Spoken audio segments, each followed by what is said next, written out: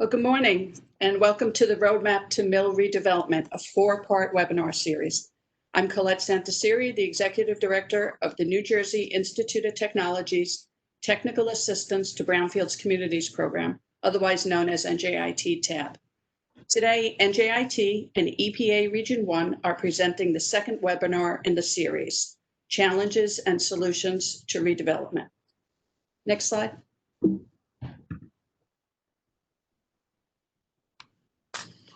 Before we begin, I have a few housekeeping items. All participants will be muted during the webinar. At any time during this webinar, if you have any questions, please type them into the Q&A box and make sure the setting is to all. The webinar is being recorded and will be posted on the NJIT website, www.njit.edu/tab. Look under the Resources tab. Next slide. Today's program features 5 speakers: Dennis Diesel, Laura Treishman, Eileen Gladstone, Ben Carlson, and Leela Pike. More about our speakers in a few minutes. Next slide. As mentioned, this webinar is being brought to you by the NJIT TAB program and EPA Region 1.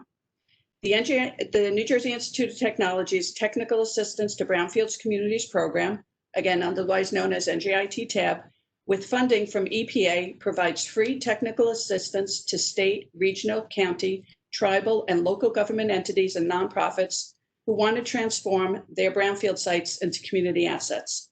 For more information, please contact NJIT TAB. Our email address is there and phone number is there, and please visit our website. Next slide.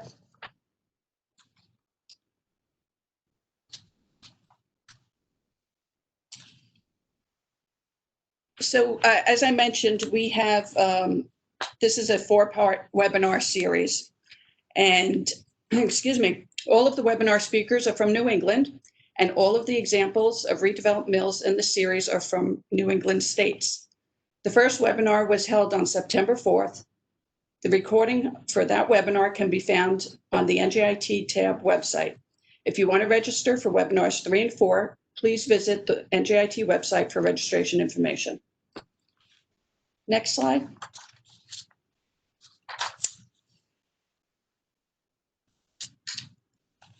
As I mentioned, EPA Region 1 is sponsoring this program with us. And now to hear about all the great work EPA Region 1 is doing, it is my honor to introduce Dennis Diesel, Administrator of the EPA Region 1 office. Dennis is a New Hampshire native who has spent much of his life working in public service in the nation's capital and joined EPA having worked for over 20 years on energy, environment, and homeland security matters in the federal government. He most recently worked at Dow as the Director of Federal Government Affairs, where he focused on environment, energy, and regulatory affairs issues. Prior to entering private sector, he served as Deputy Assistant Secretary in the Office of Environmental Management at the U.S. Department of Energy from 2012 to 2014, where he led budget, policy, and planning development for the nation's largest environmental cleanup program. He also managed chemical security issues at the U.S. Department of Homeland Security from 2004 to 2010, and prior to that, he served as policy advisor for the Council for Environmental Quality from 2002 to 2004. Dennis began his career working at EPA in the Pesticides and Chemicals program. Dennis, welcome. Thank you, Colette, for that introduction slash resume. I do appreciate it. And on behalf of EPA Region 1, welcome everyone to today's webinar. Before I begin, I do want to wish everyone well. I hope you are all staying safe against the backdrop of this global pandemic. I know it's difficult sometimes to turn to the day-to-day business of site remediation planning, but the revitalization investments for New England communities being discussed today can help provide the economic opportunities, social support, and environmental resilience that will help us as we weather this pandemic and we bounce back. As you know, today's webinar is the second in a 4-part series exploring the how, where, and why of historic mill revitalization. These webinars are important to me personally and professionally. In the mid-1800s, my family on both sides came to New England to work in the mills of Rhode Island, Massachusetts, and New Hampshire.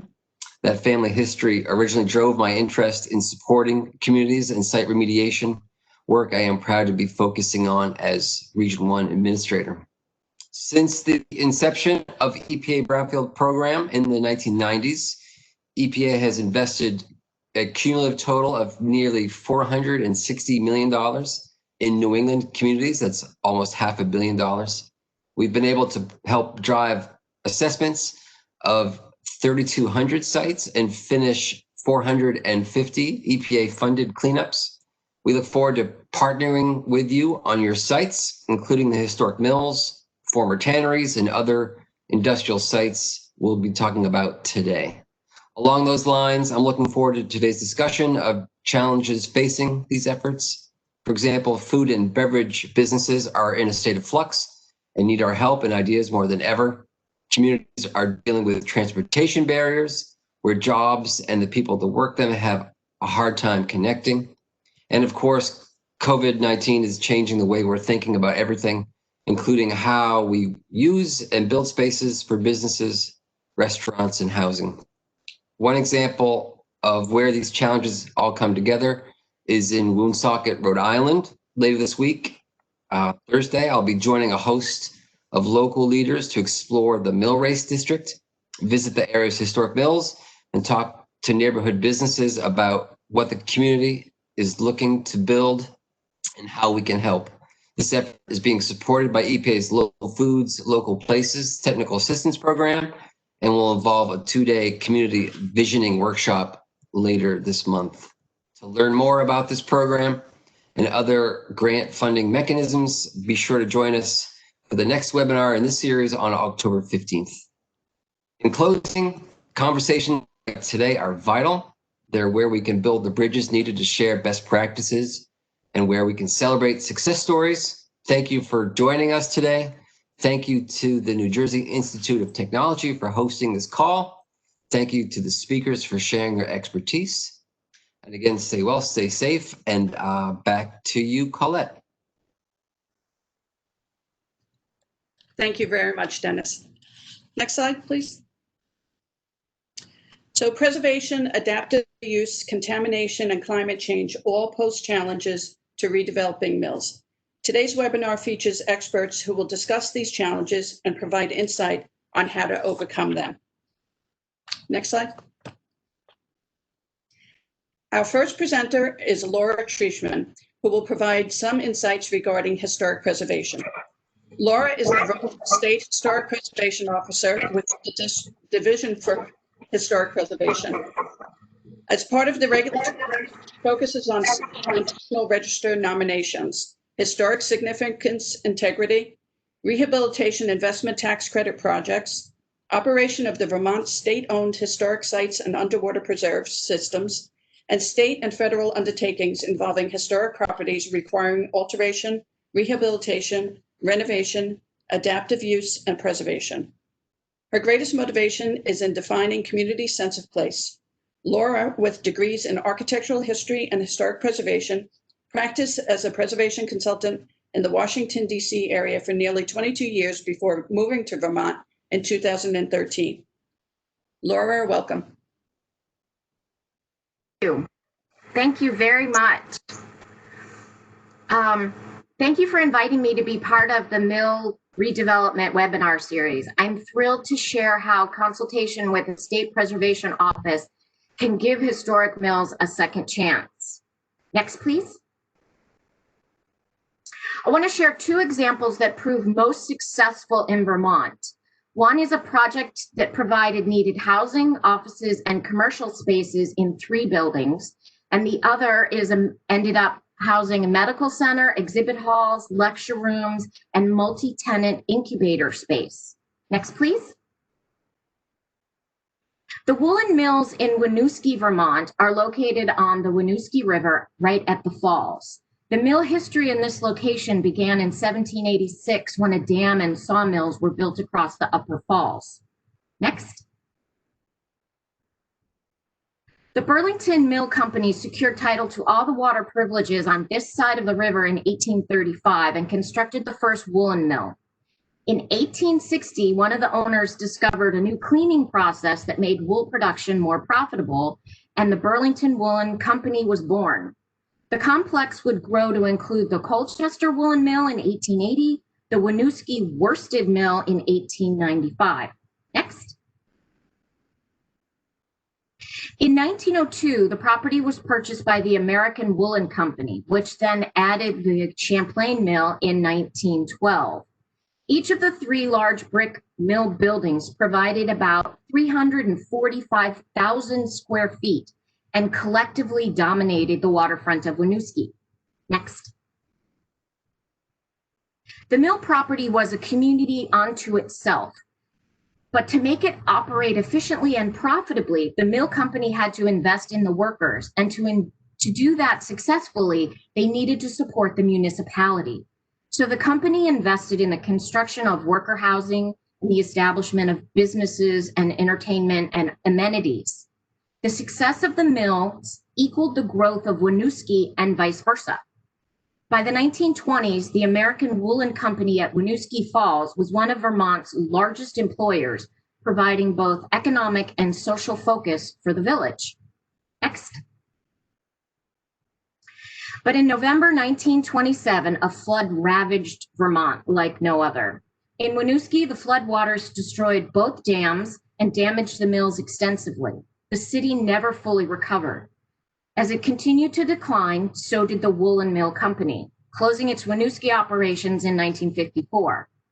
Fire destroyed the interior of one of the buildings 3 years later, and adaptive use as a department store resulted in insensitive alterations in the 1960s. Next. Left behind were the mills, wheel houses, and canals in a city that had depended so heavily on a now defunct industry. Flood retention reservoirs and dams created by the Army Corps of Engineers ensured such destruction by water should not happen again, but still the buildings remained empty, deteriorating, and vandalized. But this played a part in the future of these three buildings, which were listed in the National Register of Historic Places in 1979 for their significance, even while they were abandoned and vacant. The Winooski Falls Mill District recognized the whole mill complex, its location as a gateway along the river, and how the textile industry here was the impetus for the community's development and economic stability. Next, please. The construction projects at the mill, when they were proposed, the National Register nominations perspective provided great opportunity for rehabilitation. Typically, character-defining features that are the focus of any preservation project, like windows, doors, roof, ornate cornices, or brickwork, were not the primary elements here. Rather, it was the massing, size, location, relationship among the three buildings that mattered most. As for the windows, it was the opening size, the shape, the materials that were more important, not preservation of the original frames, because those had been damaged by the flood, had been broken, replaced over the years, so were different on different sides of the building and were inoperable. And certainly there were hazardous glazing materials. The machinery, of course, was historic and told a great story, but there were lots of it in these buildings and lots of it throughout Vermont. It was decaying after decades of sitting abandoned. It was broken, constructed of hazardous materials, but most importantly, retaining the machinery rendered the buildings obsolete for adaptive use. Removing it created wide open spaces, inviting new ideas. Next.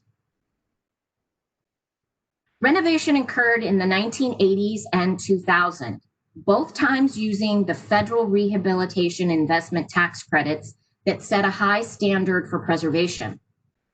The floodproofing protected the investment and provided waterfront landscaping. New windows respected the original industrial frames but provided energy efficiency. New roofing included discrete solar panels that you can't see from the street. The defunct industrial elevators and unsafe stairs were removed, and new ones that met code were installed in the same shafts. Next. The interiors remained the same, with high ceilings, exposed brick walls, expansive illuminating windows. The Woolen Mill apartments opened with 163 apartments and seven commercial spaces in 2 connected buildings.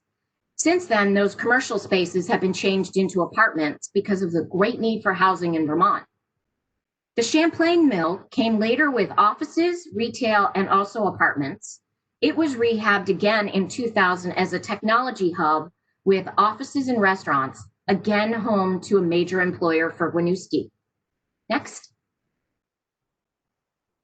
The rehabilitation projects not only ensured preservation of the mill buildings, but connected them once again to Winooski with a community pool and fitness center, meeting space for events, restaurants, landscaped waterside paths, and a museum highlighting the intertwined history of the mills and the city that grew together. Next. Our second example is the Fellows Gear Shaper Company Mill, which is located in Springfield.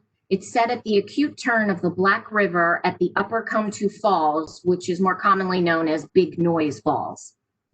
Next. Springfield, Vermont is in the center of the Precision Valley and was known as the machine tool capital of the world. During the Second World War, Springfield was identified as the 7th most important bombing target in the United States because of its vast machine tool production. Next. The Sharper Company Mill was constructed to manufacture shearing equipment, Vermont's agricultural state, but it evolved into a gear shaper and cutter mill for machines. The plant flourished during the 2 world wars as the demand for gear shaping machinery increased. Next.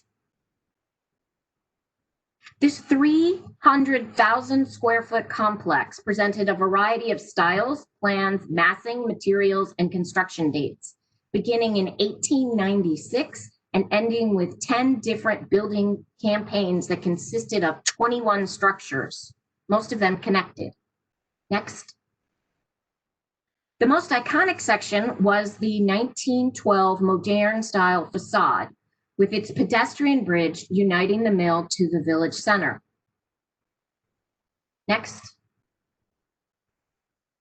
Again, the November 1927 flood devastated Springfield and this mill and all the surrounding industrial community. Next. Yet, the Springfield company was able to come back, installing a replacement pedestrian bridge in 1941 and undertaking 3 more building phases. When expansion ceased because they'd filled up the entire plot of land, the complex was composed of masonry walls, balloon framing, timber framing, steel framing, and reinforced concrete construction. Next. In 1967, the company built a new facility. They gifted the Black River complex to the town. Unfortunately, the mill remained vacant for decades before being sold for $1 to the Precision Valley Development Company. Next. The plan was dependent on the federal rehabilitation investment tax credits, which required our close evaluation of the 1986 Springfield Downtown National Register nomination that identified significant elements of the complex. 8 of the 21 building phases were determined to contribute to the story of the mill and its association with the machinery industry in Springfield. This allowed for the demolition of parts of the complex that didn't tell that story, especially on the back. I think it is a great example that the federal tax credits do enable demolition when warranted, that not all parts of a mill are necessary to keep, but it's just a matter of what is significant, how you can justify the plan, and it's a good bit of compromise as well on all parts. Next. Even the landmark pedestrian bridge, which was first devastated by the floods in 1927 and then ravaged by decades of neglect, was replaced in a way that respected the previous versions in material and design and now was much safer. Next. The most significant part of the complex was the 1912 Moderne block, which is at the center, and those sections existing during the greatest period of production through World War II.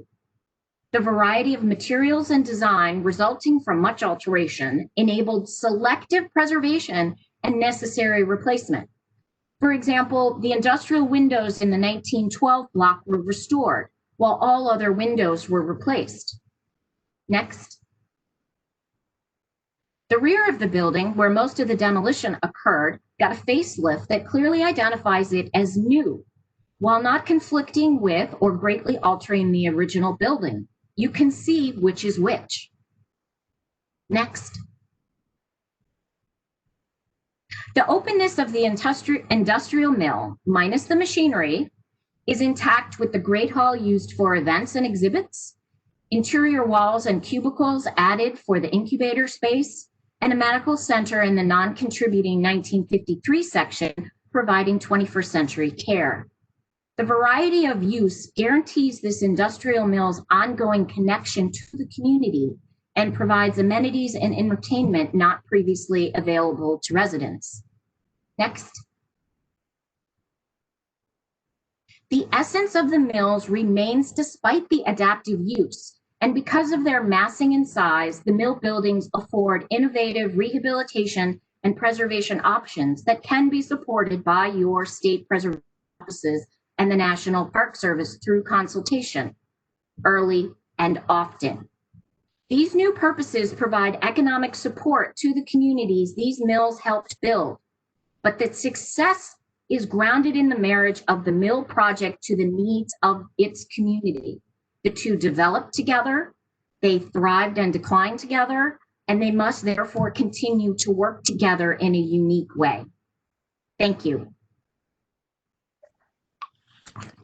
Thank you so much, Laura. Our next presenter is Eileen Gladstone, who will discuss a common issue on many mill sites, that being contamination.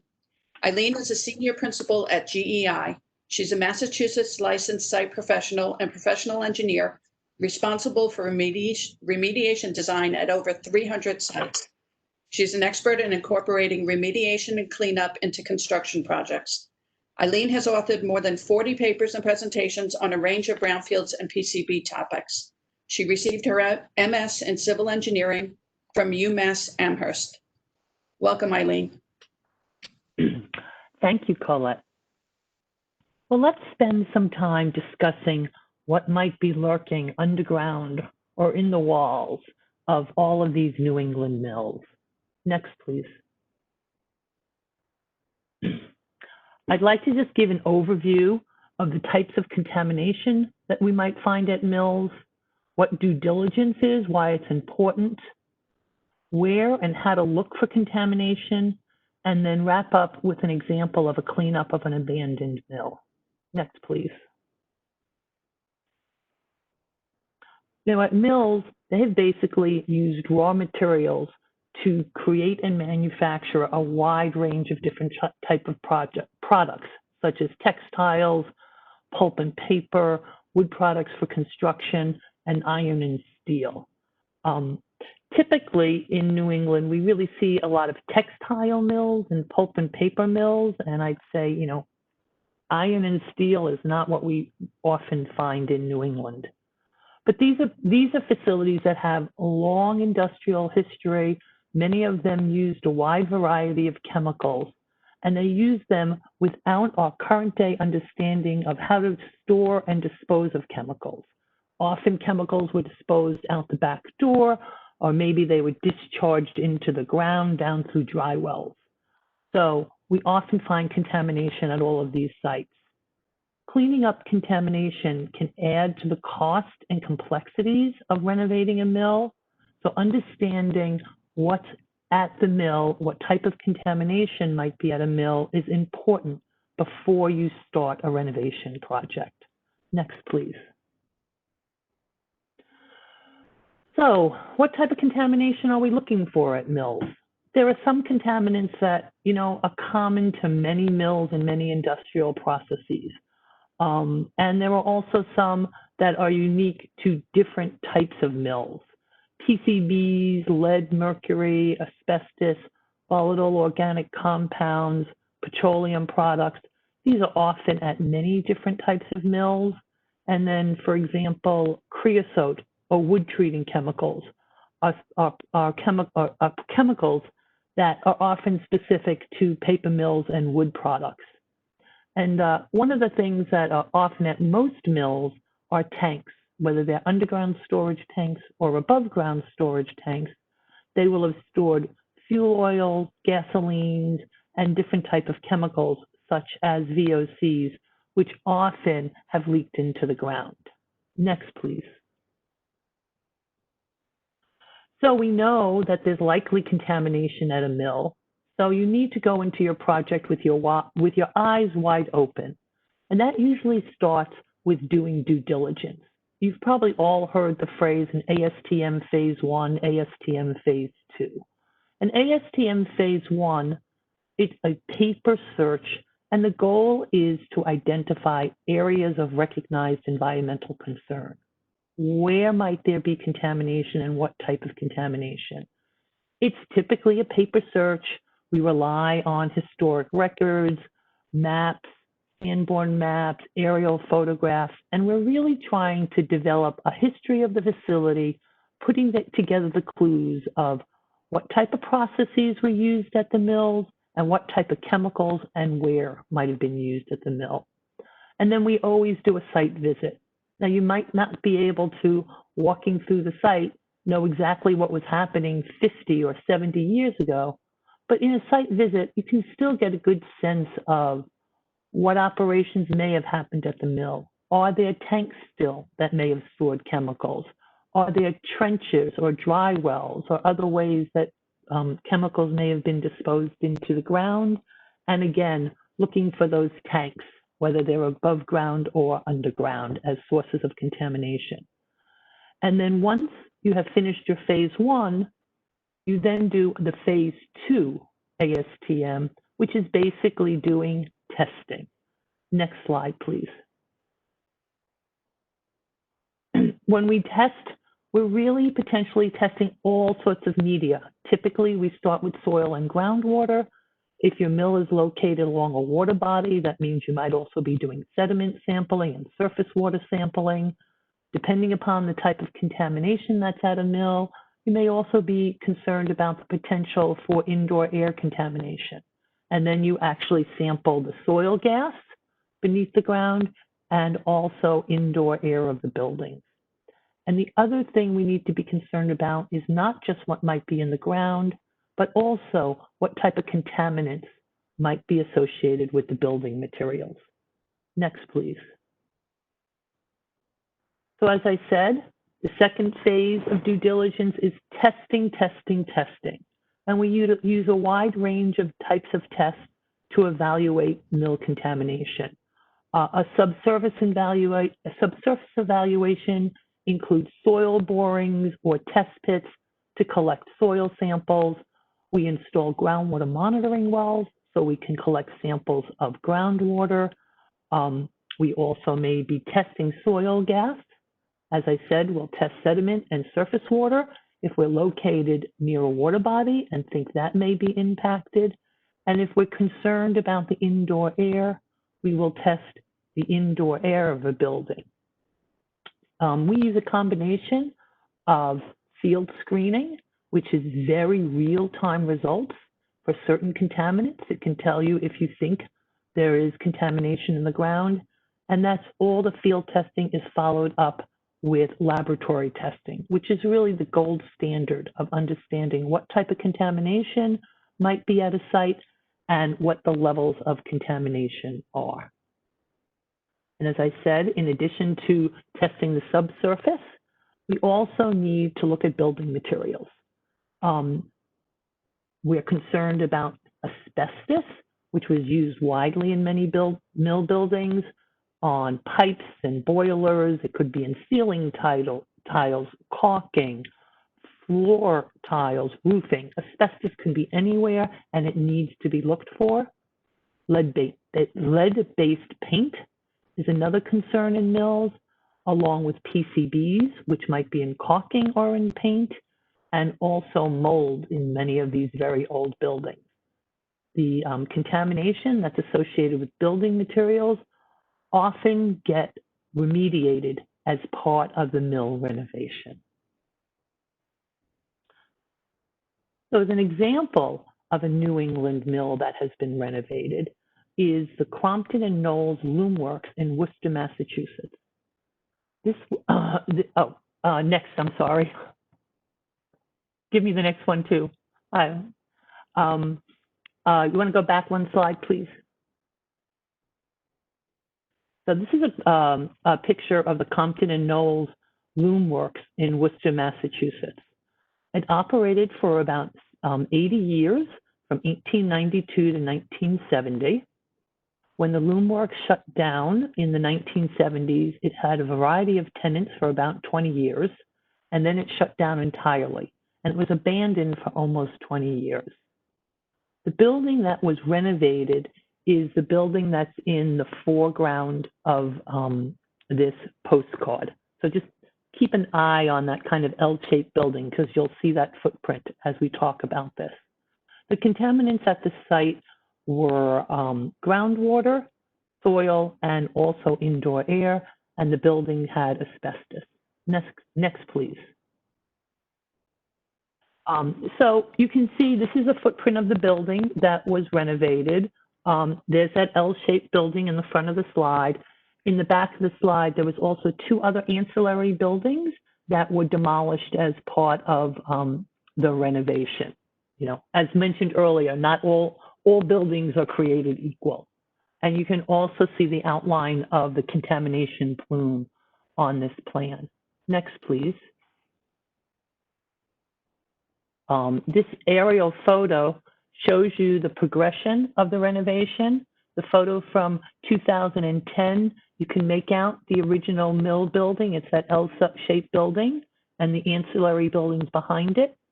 2015, when this was being renovated and during construction, you can see that those ancillary buildings have been demolished and the original mill building is what's standing. And in the final photo of 2019 is the renovated mill building along with parking, which is an important part of the cleanup, and landscaped areas. Next, please. The cleanup really focused on soil cleanup and mitigating the potential for indoor air contamination. Soil was excavated and disposed off-site. Some of the soil on site was also capped beneath the parking lot. The dominant contaminant at the site was a chlorinated solvent called trichloroethylene, which is TCE, and that had the potential for indoor air contamination. So to mitigate the potential for indoor air contamination, a subslab depressurization system was installed in the building, which is basically pipes embedded in gravel and with a vapor barrier laid over that beneath the floor. There were also institutional controls, which in Massachusetts is called an activity and use limitation, was placed on the property to maintain the pavement over the contaminated soil and also to maintain the vapor mitigation system. This project also was eligible for brownfield tax credits in Massachusetts. Next, please. And as you can see, this is the final lofts at Loomworks.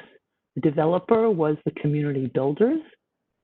This is a mixed income residential development with 94 units, just steps away from Clark University, bike trails, grocery stores, and much more. And thank you, Colette. Next, please. Well, thank you, Eileen. Our next presenter will be discussing the structural and infrastructure challenges to mill repurposing. Ben Carlson is Director of Urban Design at Goody Clancy.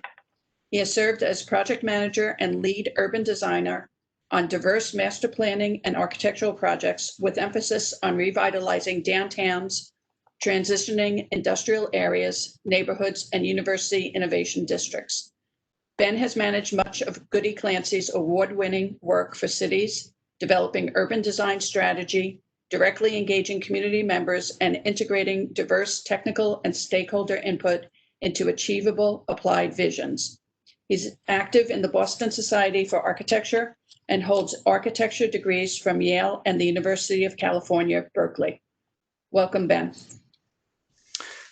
Thank you, Colette, and it's nice to be with you all this morning.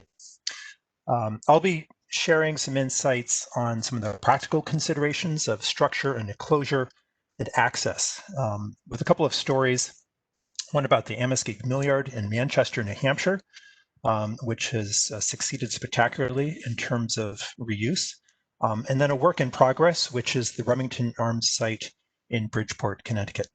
Next. And questions we'll ask along the way of each project is the building structure adequate? Has the enclosure been maintained? And is there access to serve new modern uses? Next slide. In Manchester, the Amoskeag Mill Yard was a very ambitious effort that began in the 1830s, 1840s, that ultimately grew to 75 buildings with a big water power infrastructure.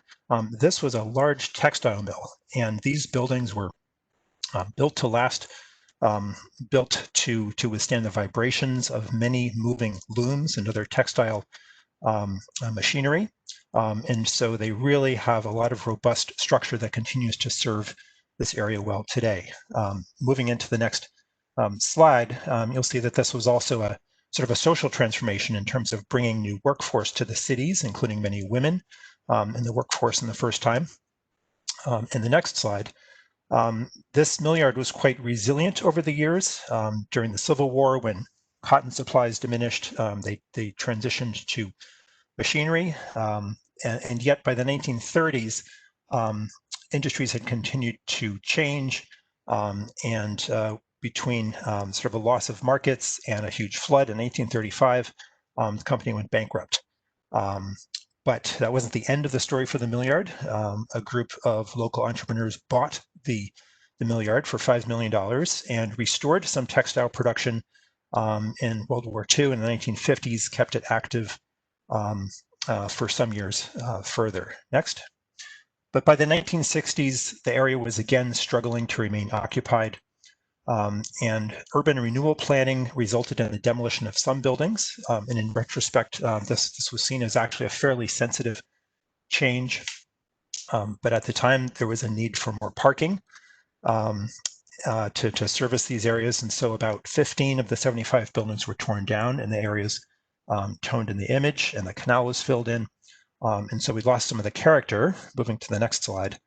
We lost some of the character, but we gained the practicality of access. And so in the image at the top, you'll see a building with a tower that is still visible in the image on the bottom. It's now occupied by the University of New Hampshire, with less of that mill fabric around it, and more space devoted to car access. But that has kept the area active. Moving to the next slide.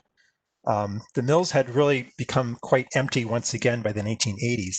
But around that time, a person named Dean Kamen with Decca Industries, who invented the Segway and other things, saw potential. They needed space for research, and so they purchased one of the buildings and invested quite a bit in it. And over the past few decades, that has attracted quite an array of technology and research-related businesses, as well as University of New Hampshire and Southern New Hampshire University. And so now this is quite a bustling complex because the buildings have been occupied for most of the last 150, 180 years, and because the buildings were built so robustly in the first place. That means the structure and the roofs are still in good shape to serve today's uses. And at this point, the only limitation they have is there's not really enough parking to fill these mills as much as they could. And the city's doing some things about that, but that's a story I will tell at the fourth webinar in a few more weeks. So moving to the next slide, what worked in Manchester was, the ambitious original investment helped the structure remain useful almost 2 centuries later. Sacrifice of some buildings allowed the parking that was needed to serve uses in the last 50, 60 years. But looking to the future, we're going to need some more access options. On the next slide, we'll move to Bridgeport. As I said, this is a work in progress. This is a site that was heavily developed in the early 1900s for munitions production for first World War I and then World War II. Moving to the next slide, at the heart of this giant complex was the shot tower. And part of the production of bullets at the time was taking molten lead and dropping it for over 100 feet until it formed a perfect sphere as it was falling, and dropping it into water where it would cool and harden. And so the shot tower was built for that purpose. That's why it's tall. And if we move to the next slide, the shot tower is still there. There's not too much else that remains on the site, but the shot tower is a very prominent landmark in East Bridgeport with a lot of interest in restoration. Less because it's a very practical building to use. There's some reuse potential on the lower floors, but because the floors are not huge and filled with machinery, it does limit its reuse potential. But it's a very important landmark and a structure that can really tell the history of this area and of the city as a beacon that can help draw new investment to the site. If you move to the next slide, more of the complex has been lost. There was a lot more here that's been lost to fires over the years. But the shot tower itself is one that could be restored. So moving into the next slide, we worked with structural engineers SGH and the city of Bridgeport to look at the structure of the shot tower. And it turns out that the primary vertical structure is all in good shape. It's steel structure from about 1914. There is some roof replacement that's needed where a chimney fell into it. But for the most part, it's in good shape. Next. But a question that wasn't so much addressed in the initial construction was lateral loads. That's sideways forces of wind and earthquake forces. And today, this building actually would need more reinforcement for those sideways loads to be brought up to code. However, the structural code also says that you don't need to make code upgrades unless you're changing or affecting more than 30% of the structure of the building. And so that's a critical threshold to think about as you're weighing how much of a building you want to restore or reinforce. Move to the next slide, please. And so in this case, it's difficult practically to actually reinforce the building because there's not a lot of space inside to add the reinforcing. And so the conclusion here was to limit the reuse of the building, minimize changes to the structure, and that would allow us to continue using parts of the building, the very first floor, a couple of other floors, without imposing the big cost premiums of a major structural upgrade. Next. But an important near-term consideration would be enclosure. And so a whole program was devised to restore masonry, cap the windows, and replace roofs where needed to prevent water from getting in and causing further deterioration. And City of Bridgeport has now secured funding and is in the process right now of implementing that enclosure to protect this building until further resources can be found for reuse. Next. Finally, we're going to look briefly at a nearby building, the one in the foreground. This one, fortunately, was not affected by fires, but has had some water coming in the broken windows for some time. Looking at the structure for this one, again, the main structural systems are in good shape and could easily withstand new uses. But in the next slide, as we'll see, because of the water coming in through windows and some holes in the roof, there is water damage to some of the wood flooring. And so to be able to actually reuse this building, and it could be useful for housing or office use, you would need to replace enough flooring that you trigger that 30% structural modification threshold. In other words, we would need to also upgrade the building for seismic loads from the side. And so on the next slide, this is an example of how that would be done. Diagonal bracing would need to be installed like this, and not just in one location as demonstrated in this image, but in at least every other bay moving through the building. So looking on the next slide, everywhere there's a red line indicates a place in the structure where there would need to be diagonal bracing inserted, and the green areas indicate where the floor needs to be replaced. And so the question is still out there: is it worth investing in that bracing and the floor replacement to actually make this a useful building again? Initially, on the face of it, the economics don't quite work, but historic tax credits and an interested developer who sees this building as also adding value to the rest of the site for redevelopment, might say, yes, that's a project well worth investing in. Next slide. And so, this building too has been studied for enclosure with a need to repoint masonry, put a temporary roof cover over, and then cover the windows to prevent any further deterioration and maintain the potential for reinvestment and reuse moving forward. Next slide.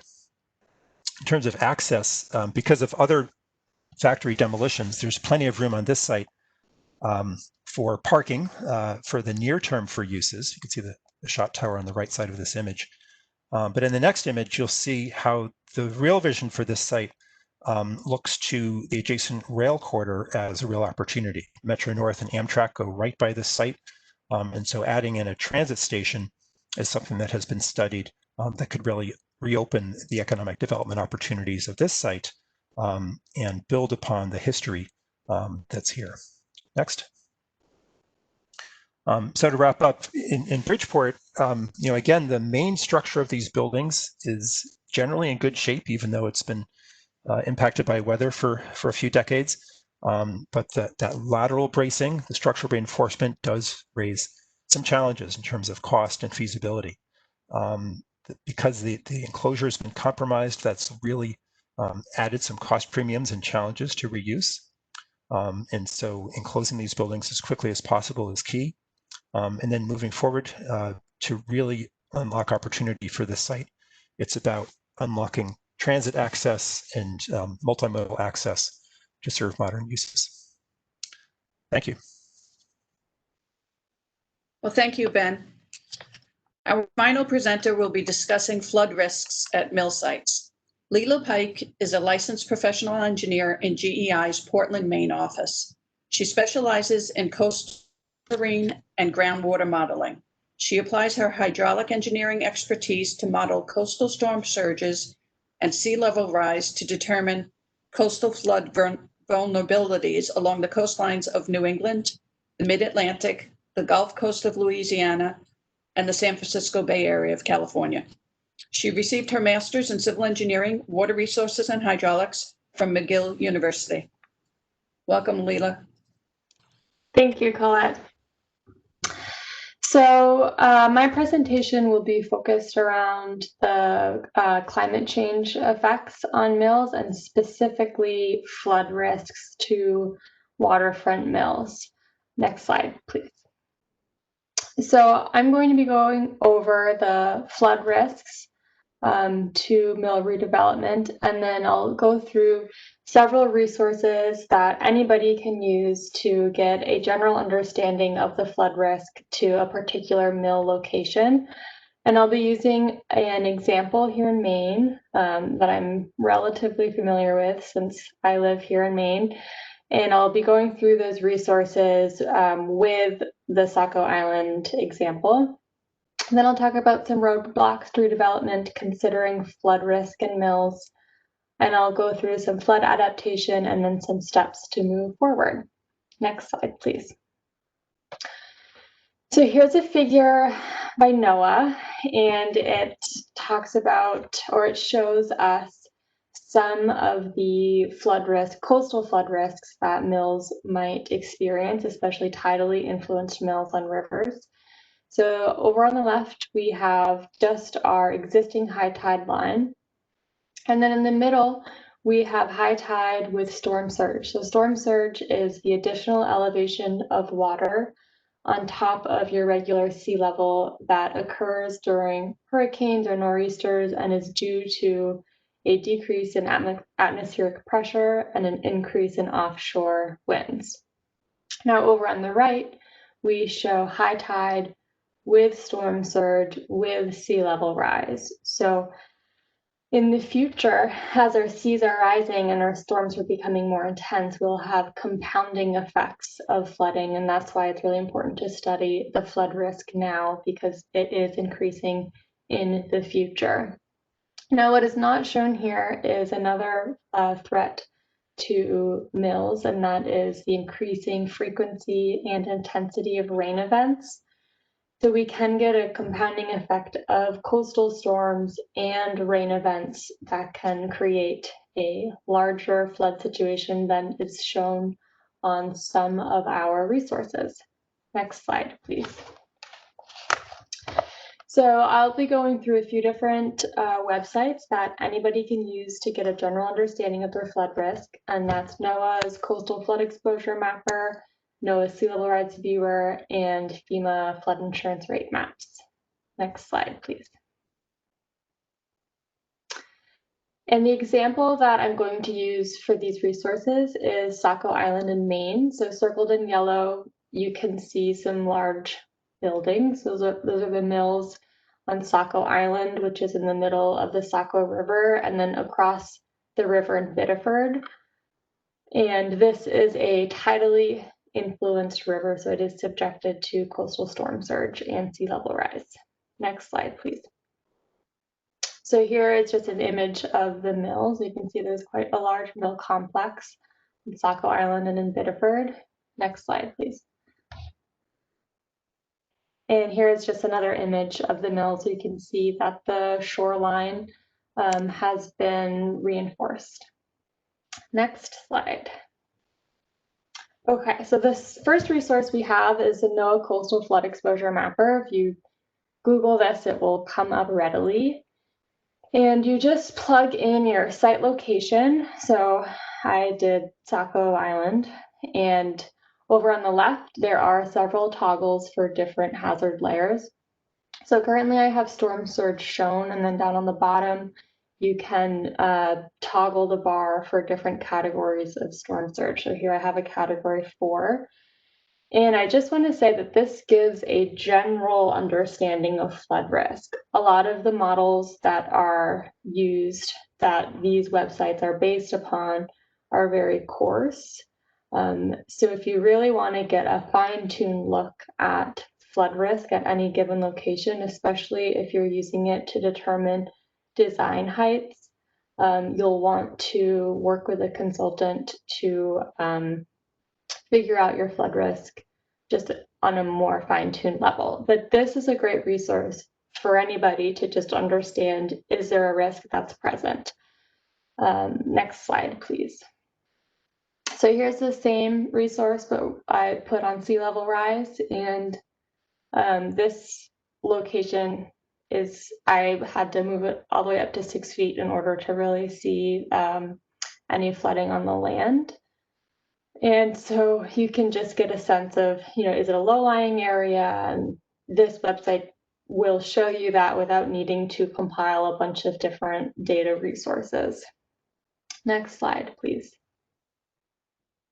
So this is the NOAA Sea Level Rise Viewer. So this shows the same information, but it's a different interface. You can see over on the left, we have various data that we can toggle on. I have sea level rise, and I amped it up way up to 10 feet to see what effect that has all the way up the river. And then you can see even the estuary to the north in Scarborough, the effect of sea level rise. So it's it gives you a sense of the low-lying areas in the region and what will be affected as seas rise. Next slide, please.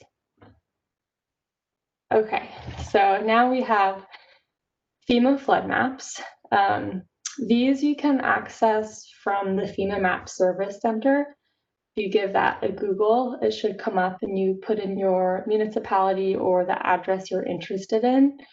And when the grid area that you're interested in is highlighted, you can go to Effective Products, find the map layer.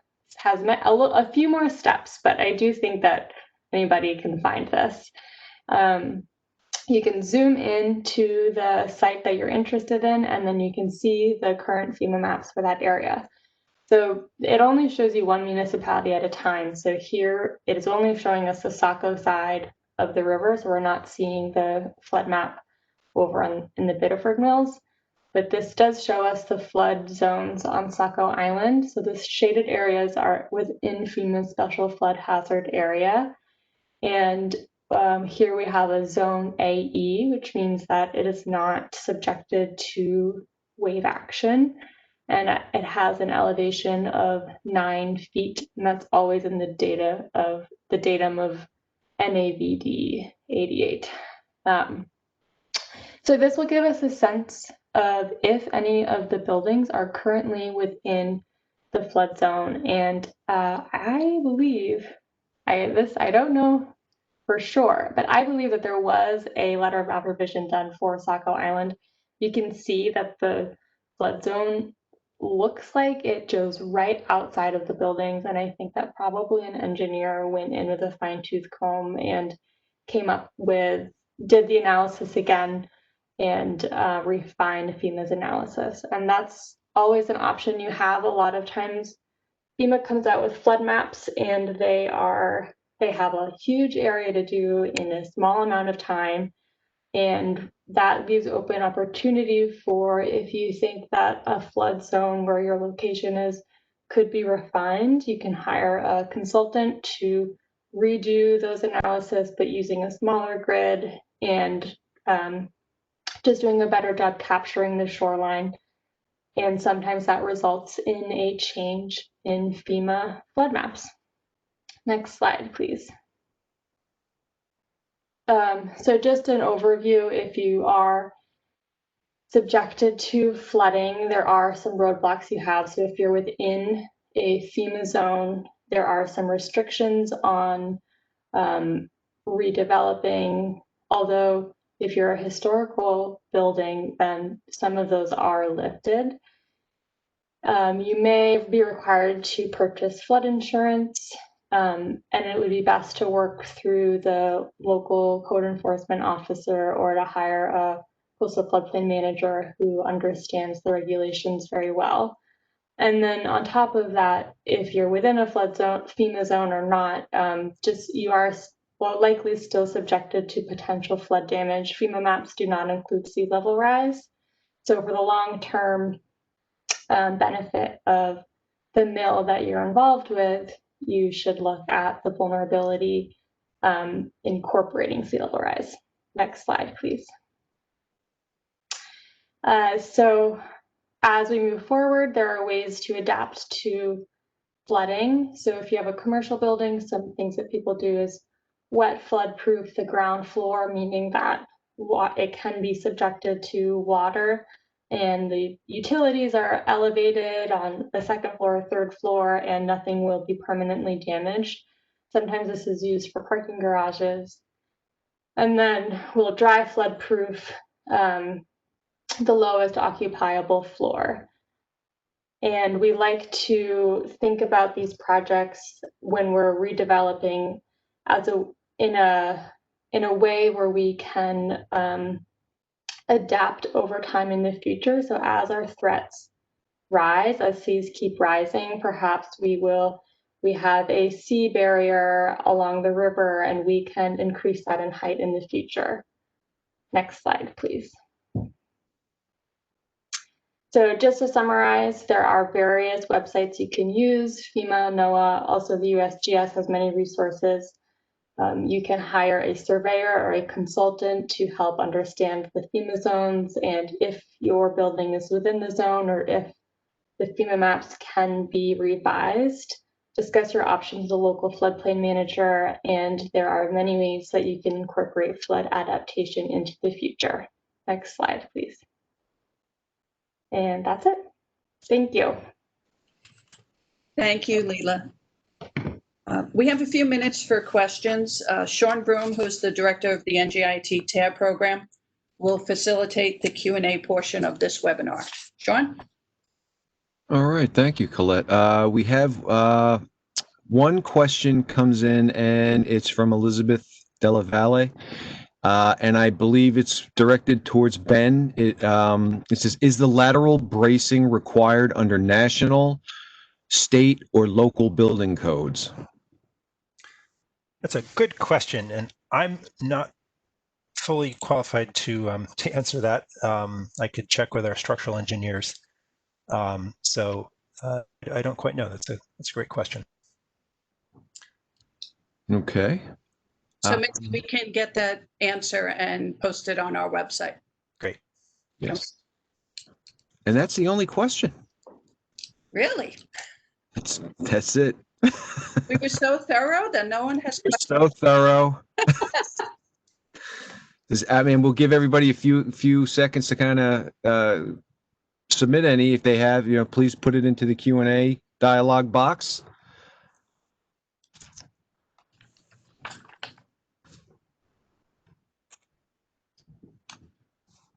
Okay.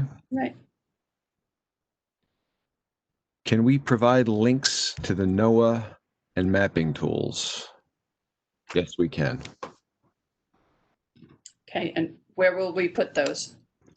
What we can do is I'll actually put those links up on the website that's going to have the presentation and the recording of this webinar. Okay. So that's, again, www.njit.edu/tab. Look under the resources tab of the website. So it'll be resources, and you'll see a box for webinars. If you click on that, it'll take you right to it. Okay, another question. Are there alternatives to FEMA flood maps when the information or flood map hasn't been updated recently? So that's for Leela. Yes, so the FEMA maps are, you can kind of think of them as used specifically for flood insurance purposes and regulation purposes.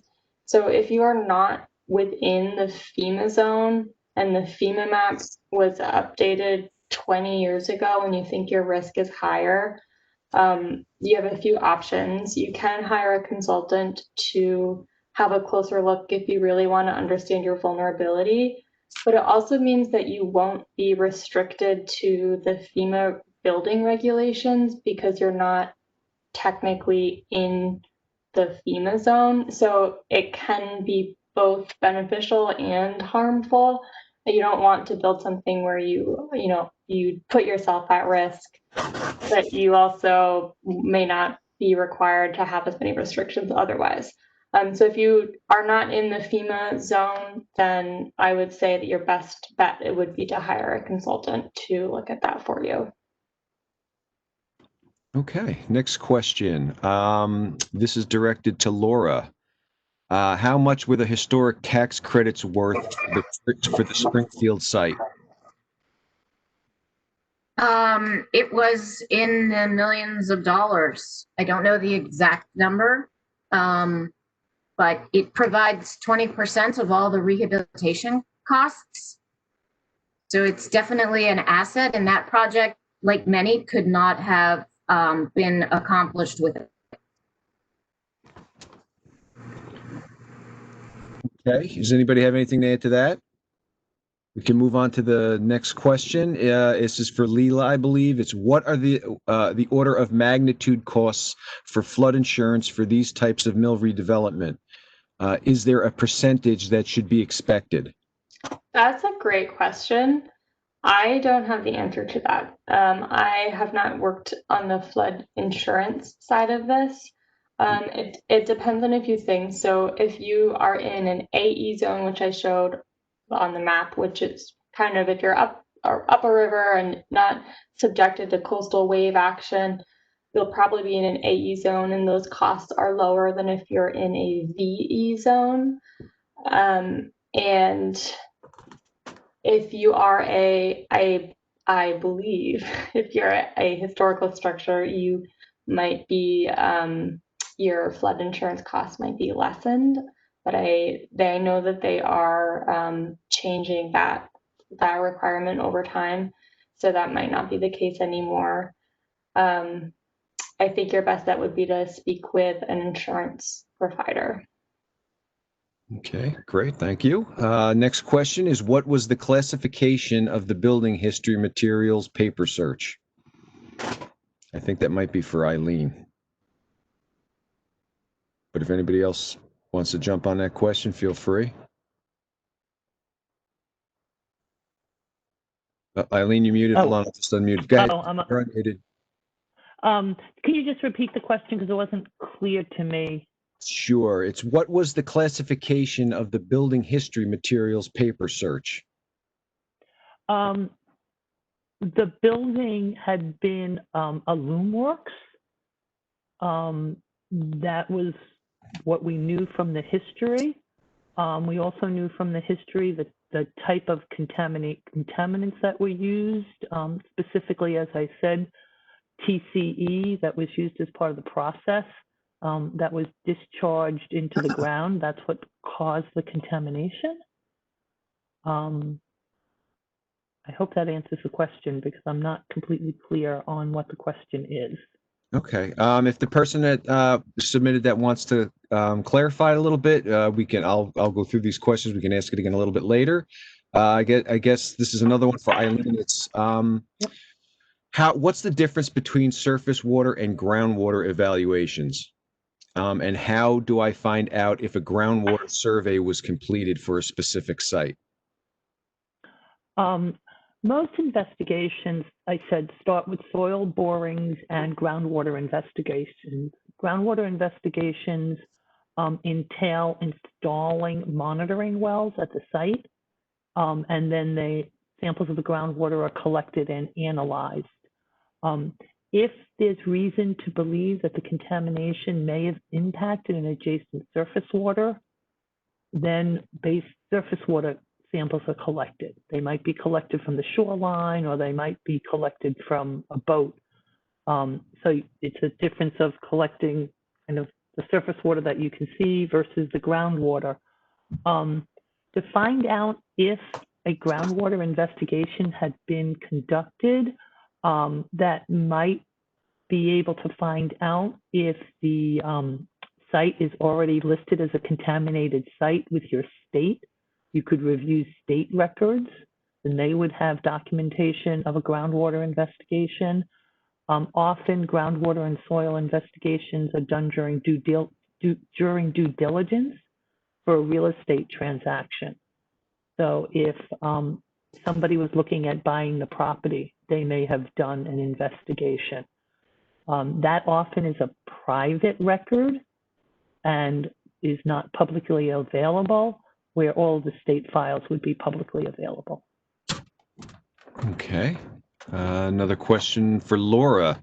Have you worked with the State Historic Preservation Office in other states regarding mill preservation and challenges of flooding? Specifically, have you talked with anyone in the Southeast? I'm sorry, could you repeat that again? It was a little choppy. Sure. Have you worked with the State Historic Preservation Office in other states regarding mill preservation and challenges of flooding? Specifically, have you talked with anyone in the Southeast? As a private consultant, I worked very often with Maryland, which was experiencing a great deal of flooding. And still is actually, yes, but I'm not much further south than Washington, D.C., Virginia. Okay. Then we have, this is the question. This is a follow-up for the surface and groundwater question to Eileen. It's following up the site I am asking about is the EPA Region 1. I'm not sure I'm not sure exactly what they're asking there. So if you could resubmit that question. Let's go to the next one. It's just a comment. Historic tax credits and EPA brownfields assessment funds were important components of the rehabilitation of several Amaskeg Mill Yard buildings. That's absolutely right. Okay, and for Ben, when engaging consultants for redevelopment of these types of structures, are there consultant certifications municipalities should look for in those providing RFQs? Yeah, and I think it depends on the the types of questions being asked. In the case for Bridgeport, we were engaged as planning consultants looking at questions of land use and revitalization. But we were specifically asked to have structural engineers on our team because, as discussed, there were big questions about, can we reuse these buildings structurally? Can they be salvaged? In that case, there was not a need for environmental consultants because that had been covered by other contracts. That Bridgeport site certainly had its share of environmental issues as well. So it's really all about what are the real questions that you're trying to figure out about that particular site, what's known and unknown. So targeting your consultant search along those lines would help. Okay. In response to that earlier question about the structural building code in Bridgeport, I was able to verify that it was the state building code for Connecticut, which in that case is the state's 2005 version of the 2003 International Building Code. That's what was driving the questions of whether you need to upgrade structure or not. Okay. Excellent. Great. Thank you very much. And it appears, oh, no, not the last question, but I think this is probably for Ben as well. But if anybody else wants to jump in, any suggestions for how to secure these massive buildings and sites from vandalism and fire? A significant issue if an unengaged private entity owns the building. That's a question? Is it a significant issue if an unengaged private entity owns the building? So if it's owned by a private entity, how do you secure them? Any suggestions? I'll speak a bit to the Bridgeport example, and I think the best answer is it's quite hard. I think that certainly the reason the buildings are in tough shape to begin with is they had been under private ownership for a couple of decades, unmaintained, unused. During that, unfenced, and during that period, there was plenty of opportunity for people to go in and remove the copper and just cause general damage.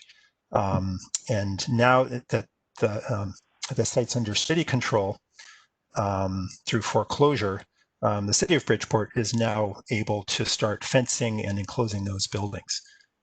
So I think the answer there would be if it's possible for a public entity or whatever entity is interested in rehabilitation to get control of the site, what are the legal means to do that? Definitely try to do that if you don't have a cooperative property owner. Other than that, it's quite hard to force the owner to take action. Unless you're able to find people for code violations.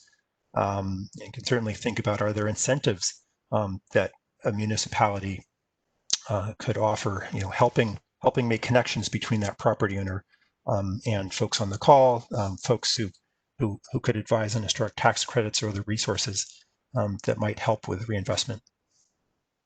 Okay. Next question is, who do I contact at EPA Region 1 to learn what documentation they have on the Gilbert and Bennett wire mill site? I have a wrapper ready. The municipality is foreclosing the site and I am doing due diligence. Does anybody have an idea who that might be at Region 1? I don't know the specific person at Region 1. I'm sorry. You certainly could file a FOIA, Freedom of Information Act request, but I can't tell you who would know that project specifically. Okay. we can find out and post that information on a response to the question. For all panelists, great information, enlightening conversation. Thank you for your time and experience and expertise. Sorry. Let's see here. For the Watchtower site, were there any past lead removal activities conducted of the soil and/or testing done? Great question. There certainly has been testing done, and obviously a lot of lead was handled there. There's also plenty of arsenic and cadmium and various petroleum products. So some pretty significant testing has been done. The remediation has not really begun yet, but in that case, the city of Bridgeport does have agreements with DuPont, which is the successor owner of what was initially Remington Arms, and so they are on the hook to be conducting remediation of that site. And as part of that, the city took responsibility for remediation of structures above ground. And Bridgeport has been successful in obtaining some funds through the state of Connecticut for remediation and selective demolition. But there's certainly further to go in terms of obtaining resources. Okay.